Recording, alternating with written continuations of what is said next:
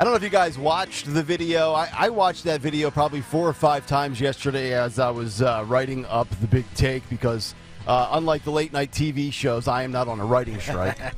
And I'm watching this video, and there's just two big bullet point questions that are in my head. The first was, was this force necessary or was it excessive? Which will obviously be a big part of this case beyond the emotional stuff, such as his homelessness and his mental state of being and the race of the man that is now perished and the race of the man that put the chokehold on.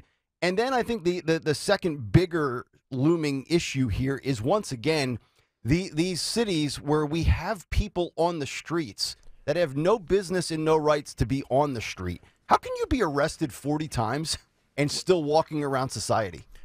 This is what happens when you have a lawless city. Yeah. This isn't the first subway vigilante justice thing. Everybody remembers Bernard Goetz from the 1980s, sure, who shot 4 people on a subway because they were coming after him. Mm-hmm. When you have a lawless city, this stuff happens. Citizens have to take the law into their own hands. Yeah. And unless you ride a subway and see these cretins that are everywhere, mm-hmm, you can't really speak about it. Yeah. And we now live in a world, whether it's the cops or the Good Samaritan, Dawn, that, it's their rights, the criminal rights, that they supersede every other innocent individual and that individual's right to have safety and be in a safe environment. All of that gets put on the back burner because of these progressive DAs and how they've treated the police department, how they don't prosecute crimes. And I'm fed up to here with it. And every day, for example, on public transit, SEPTA here in Philadelphia, keep in mind, we do not in the city of Philadelphia provide bus transportation, school bus transportation for children, high school age and some middle schools to get to school. So they're forced to ride SEPTA. Mm-hmm. And look at every day, every single day, I look at my tweets and there's something about the safety and lack thereof on SEPTA and school children being put in peril. As far as New York, I know friends who work in New York or commute, like from Bucks County, especially that area, to New York, or used to commute, and they're zooming in and they're saying, no way. No way. I am not going into New York, and I certainly would never ride the subway. But for some people, they don't have that option. And so you think about, especially, and you mentioned the woman who was assaulted by this tragic situation, yeah, but by this homeless man. 67-year-old lady. So she's a 67-year-old lady. And imagine here in Philadelphia, if she had been punched and injured, what that looks like. What is her length of recovery? And if somebody like, I don't know, my former colleague at Fox 29, Steve Keeley, showed that video of a lady like that being assaulted. If a New York reporter, for example, had reported on it, shown the video of it, what happens? Yeah. The media comes after the reporter for reporting it. Yep. That's what creates the culture of crime. And the media is complicit in all of this.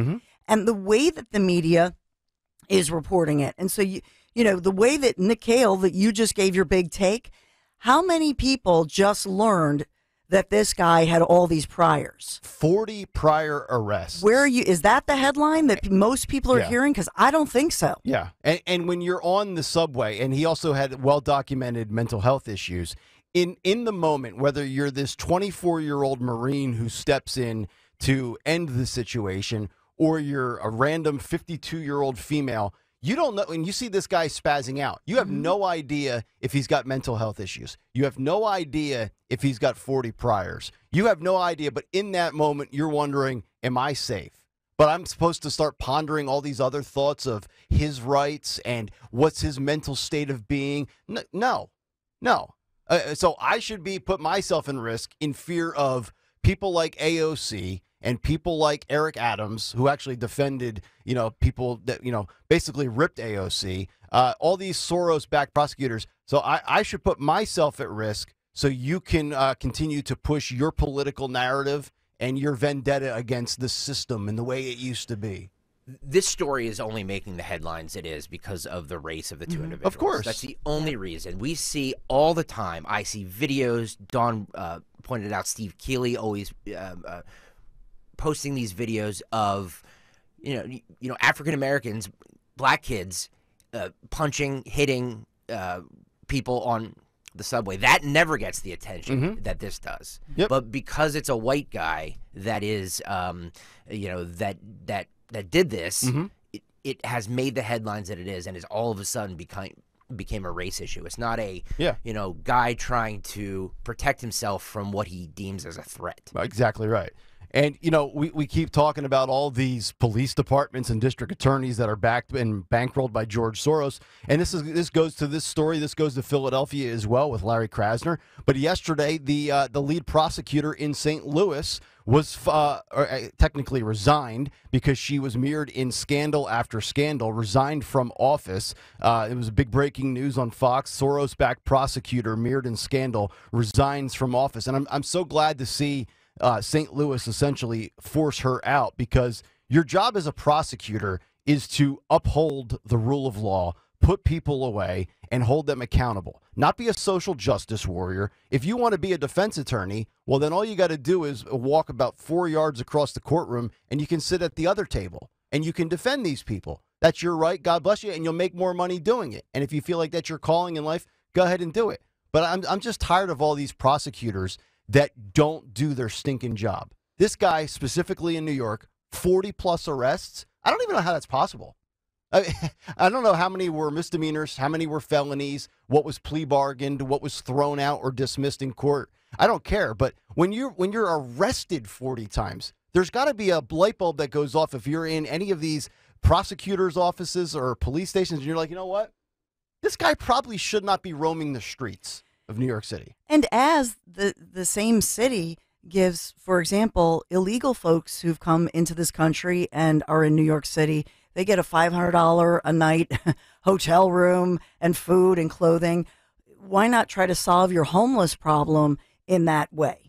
And if this homeless man had been taken off the streets and given some services and helped, he wouldn't be dead right now. Those people, and to Greg's point about this, and your point, your big take, if the city had done all the things that it's supposed to do, the people on that subway would not have felt in danger, and the homeless gentleman would be alive and would have received the services. And I will just say, the fact the mayor came out so strongly against AOC tells me that the mayor knows much more, and we will learn the details of this. Because clearly when 2 to 3 individuals rush in, they felt endangered. Yeah. Something happened. This man who's, and it's sad, you see he was a Michael Jackson impersonator, and there was a part of him, maybe when he was medicated, etc., when he wanted to be an entertainer and so on and so forth. So obviously something else was going on here. Yeah. And I give Eric Adams credit for, ripping AOC. And I, as I said in the big take, I give Kathy Hochul credit. She said there's consequences for your behavior.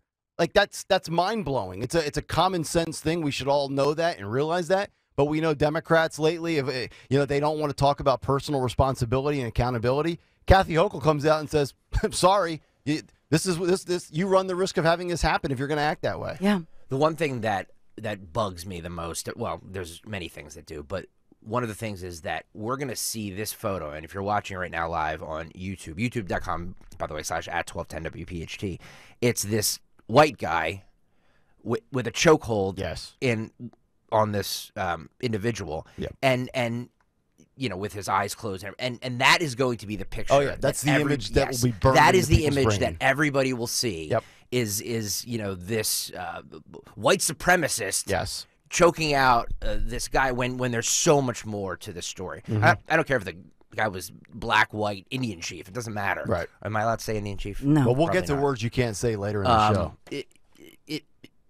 This guy took into his own hands because the city wouldn't act on it. T checks in on Twitter at TSP12. She says, RE the big take. The person responsible for the death of the man on the subway is a direct result of defund the police, no cash bail, and lowering the severity of crime. This man should not have been in regular society. After 40-plus arrests, including assaults, he should have been in a behavioral facility or a prison. The local politicians, DA, and judicial system should be charged for his death. If it weren't for their idiotic policies, the man would still be alive and would have victimized about 20 less people. Give people a chance, but not 42 of them. Please pardon my mistakes. Where can I send money for the grammar jar?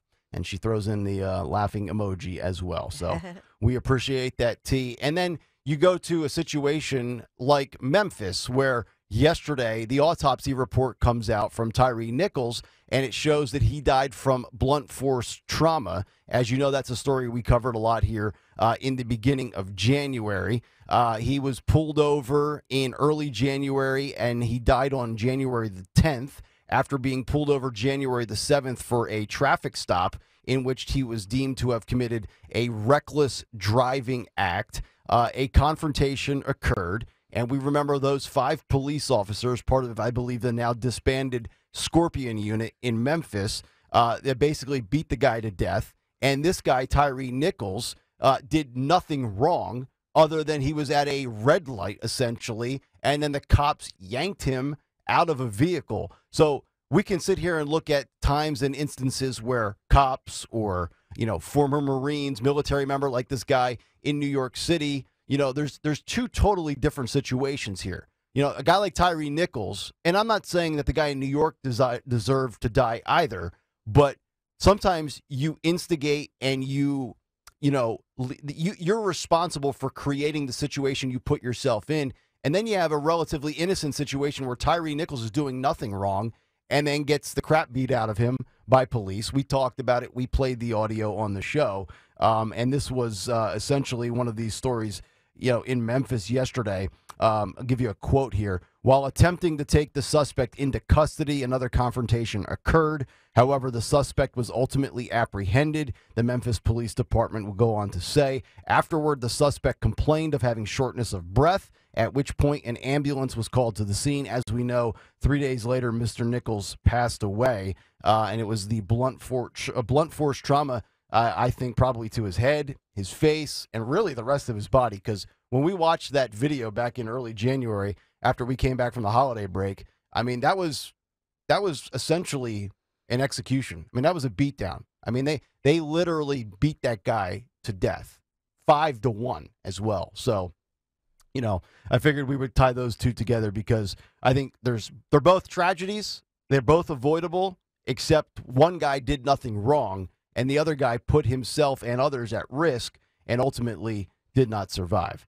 855-839-1210 if you would like to join the conversation. So I think it's going to be interesting to see over the weekend as well how this plays out in New York City. Because the one thing I'm hoping for is, Saturday comes and goes, and I watch the Kentucky Derby or whatever, and then I put the news on around 8 o'clock at night. The last thing I want to see is rioting, looting, violent protests, and all this stuff in New York City, Molotov cocktails, cop cars being flipped over. Because I get the sense that if these other people like AOC keep pushing this and instigating it and throwing gas on the fire on social media, that we're bound to see that happening in the coming days. So I hope we don't. I hope not. Yeah, but I hope not. But the reporting on it, is certainly incendiary, and that's just it. Let the investigation unfold. There are cameras all over public transportation. And so let's just see the overhead cameras and hear from all those witnesses. Yeah. It's hard to imagine that this many people would jump in, not just the Marine, but also others. I think 2 others. So the fact that they would jump in, that there was a fear for safety, the fact that they said it took 15 minutes or more for officers to arrive. Yeah. All of this, is all the circumstantial evidence. And I hope that, I just hope that they get that video out there as soon as possible. Absolutely. And by the way, he didn't pull out a gun. He didn't pull out a knife. No. He put him in a chokehold to restrain him. And look, it may not have been the best thing to do, but in that moment, you can't say how you'd react. Right. And if you feel like your life is in jeopardy or he's going to do harm to you or somebody else, and the authorities Yeah. and the city won't do a damn thing about it, Nope. then you have to take it into your own hands, I and that's agree. what happened.